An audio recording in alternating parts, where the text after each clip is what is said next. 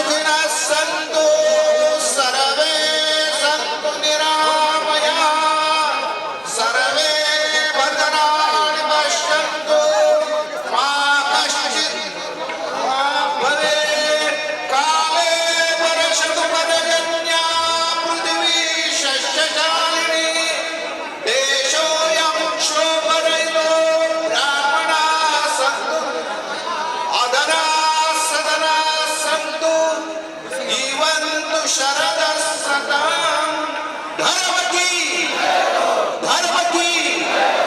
अधर्म का प्राणियों में विश्व का सनातन वैदिक हिंदू धर्म की पार्वती पदे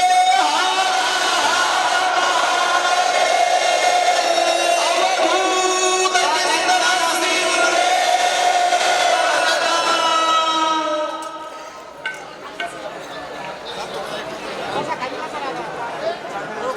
कॅमेरा वाले खाली बसा कॅमेरा वाले खाली बसा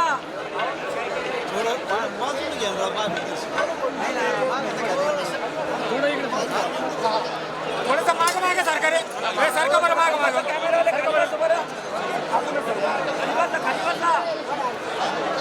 खाली बसा लोकांनी सुद्धा माग खाली बसा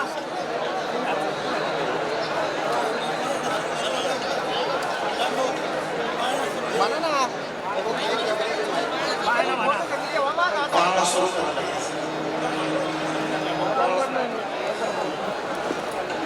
पाळणा सुरू करायचा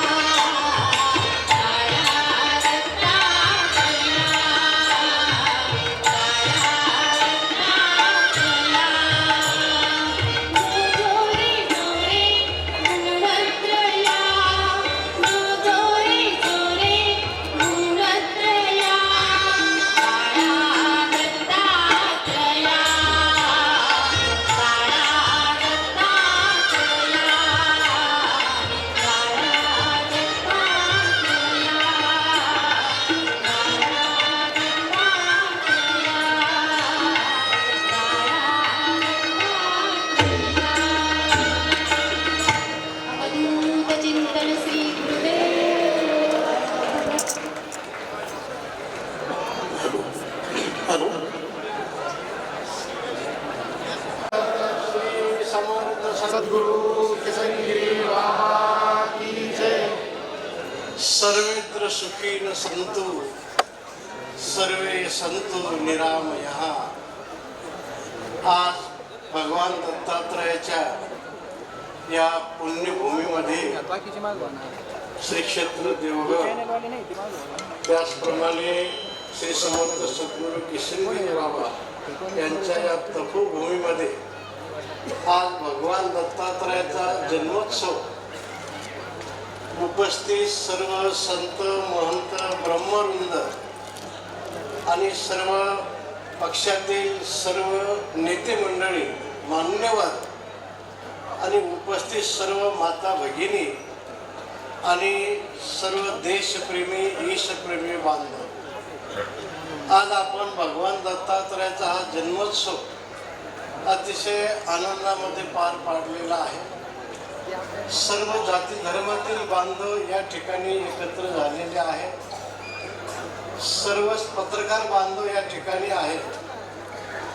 जे जे समाजामध्ये देशामध्ये चांगलं असेल त्याचा प्रचार आणि प्रसार करणं हे सर्व पत्रकार बांधवाचं कर्तव्यच आहे। आणि आपण एकच लक्षात ठेवायचं आहे की आम्ही आमच्या मंदिरापुरते, आमच्या गावापुरते, आमच्या जिल्ह्यापुरते, प्रांतापुरते नाही, देशापुरतेही नाही, व्हावे कल्याण सर्वांचे, दुःखी कोणी असू नये, वसुधैव कुटुंबकम हे आपल्याला आपल्या शास्त्रांनी ऋषीमुनींनी शिकवण दिलेली आहे। आपलं जो हित साधत असेल त्याचंही आपण कल्याण करायचं आहे, जो कोणी अनहित करत असेल त्याचंही कल्याण करायचं आहे। ही भारतीय संस्कृती आहे, हे भारतीयावर झालेले संस्कार आहे। ही संस्कृती आणि संस्कार बळकट होण्याकरता या मठ मंदिराची निर्मिती असते।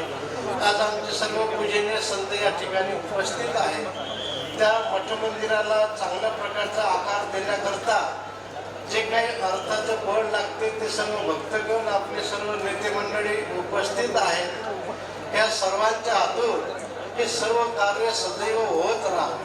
भगवान दत्तात्रय आपल्याला तिन्ही मुखातून एक संदेश देऊन राहिलेले आहे। देश, देव आणि धर्म। पहिल्यांदा देश बळकट असेल, स्वाभिमानी माणसं देशात असतील तर देवदेव चांगला करता येईल। देवदेव चांगला करता आला तर धर्म बळकट होईल आणि धर्माचरण सगळ्यांकडून घडलं तर रक्ताची पूर लोटणार नाही, एकाचा वैरी होणार नाही। याच्याकरता भगवान दत्तात्रय आपल्याला देश, देव आणि धर्म या तिन्हीचा संदेश देत आहे। या ठिकाणी अधिक टाइम घेणं उचित नाही।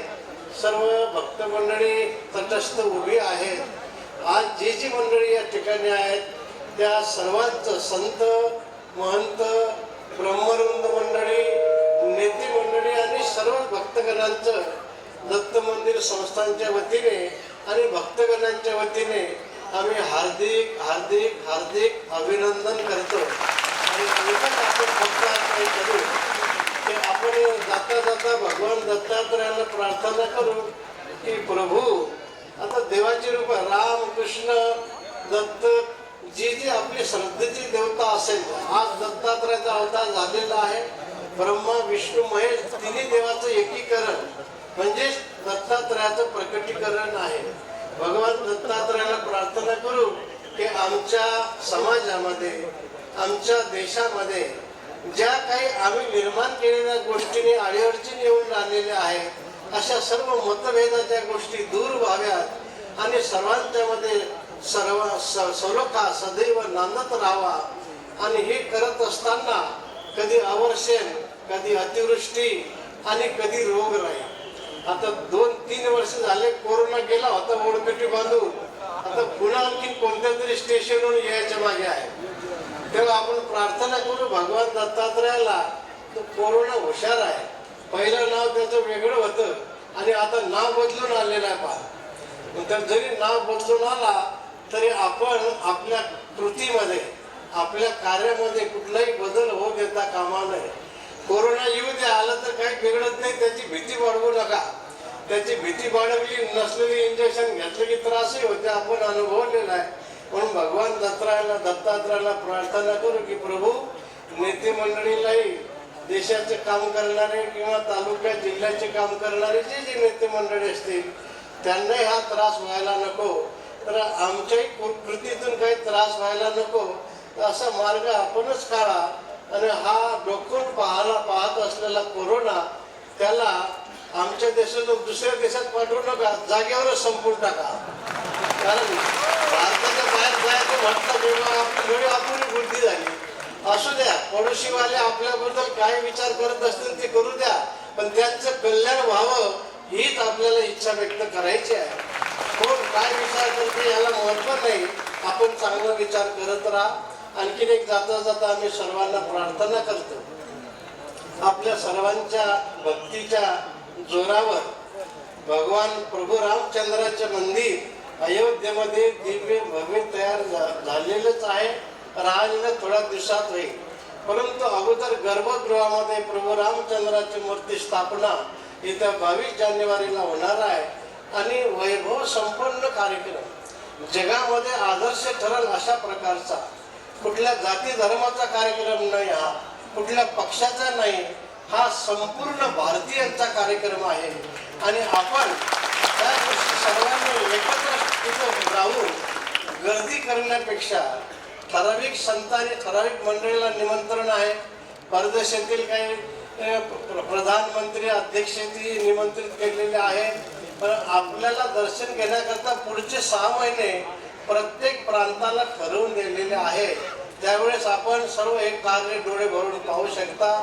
आणि 22 तारखेला आपण आपल्या गावातच थांबा, आपल्या गावातल्या मंदिरात गुढा उभारा, तोरण बांधा, कीर्तन भजन पूजन रामरक्षा आरती करा आणि भगवंता त्या दिवशी अन्नदान करा, नवीन वस्त्र परिधान करा. हा सगळा आनंदाचा कार्यक्रम आपल्याला संपूर्ण देशवासियांना पार पाडायचा आहे. जगभर हा कार्यक्रम होणार आहे. बऱ्याचशा काही गोष्टी आज सर्वच काही सांगणं उचित नाही, पुढचे सर्व आपल्याला हे सगळं दृश्य एक एक दिसत राहील. तेव्हा एक जाता जाता आपल्याला सर्वांना प्रभू रामचंद्राच्या कार्याच्या माध्यमातून ही सगळी प्रार्थना केली. पुनश्च व्हावे कल्याण सर्वांचे, दुःखी कोणी असू नये. सर्वांचं अभिनंदन, सर्वांचं अभिनंदन, सर्वांचं अभिनंदन. गर्दी करू नका, थोडा सामाजिक अंतराचं पालन करा. ऐका, समोर जे महानव समोर जे बाजूला ठेवलेल्या आहे तिथं गर्दी खूप झालेली, गर्दी करू नका, लवकर करून बाजूला चला. चला लवकर दर्शन करून बाजूला चला. इथं मध्ये येऊ नका कोणी. भगवान दत्तात्रयांचा जन्मोत्सव करतात आणि भक्त भाविक या ठिकाणी येऊन साजरे करतात. आणि सर्व भक्त जन या ठिकाणी या सोहळ्यामध्ये सहभागी झाल्यानंतर भगवान दत्तात्रयांची प्रार्थना आहे की आम्हाला सर्व भक्तांना चांगलं आरोग्य दे, सर्व सुख दे. चला बाई, इथे गर्दी कमी करा लवकर. इकडे येऊ नका मध्ये कोणी. आणि सर्वांकडनं बाबाजींच्या या कार्यास हातभार लावून प्रभू रामचंद्रजींचा ऐका, सर्व भाविक भक्तांना सूचना आहे, कृपया गर्दी करू नका. आपापले दागिने सांभाळा. महिला मंडळ आणि आपल्या सर्वांना आशादायी आरोग्यदायी आशीर्वाददायी होईल ही भगवान प्रभू रामचंद्र चरणी प्रार्थना. जय श्रीराम. एक मोबाईल सापडलेला आहे, मोबाईल गर्दीत चोरीचा प्रयत्न केला जात आहे. लहान मुलांना खांद्यावर बसून त्यांच्याकडून चोरून करून घेण्याचा प्रयत्न चालू आहे. सर्व भाविक भक्तांनी सतर्क राहायचं आहे. संस्थात्मक आणि पोलिसांतर्फे सर्वांना विनंती आहे. आपापले मोबाईल सांभाळा. इथं खाली पडू नये, गर्दी येऊ नका. आतमध्ये गेला